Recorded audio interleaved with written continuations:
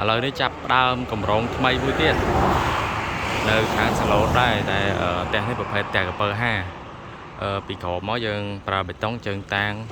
សទឿធ្នឹមក្បាត់អីយើងប្រើបេតុងហើយសម្រាប់ពីលើធ្នឹមក្បាត់ទៅយើងប្រើសសរដែក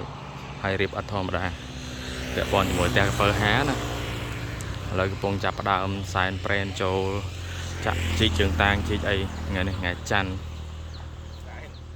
ថ្ងៃទី10អញ្ចឹងចាប់ផ្ដើមសែនក្រុងប៉ូលីហើយចាប់ផ្ដើមត្រាស់សេជីជើងតាងអី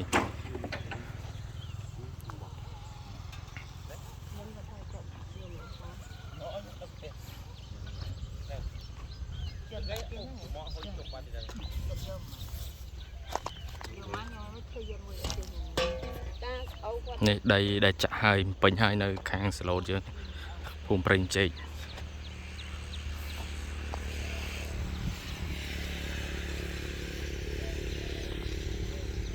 តែសភាពស្អាតណាស់ស្រុកនេះ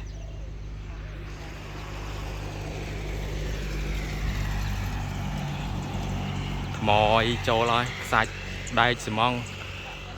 ងទុកនៅក្រោយនៅផ្ទះចាស់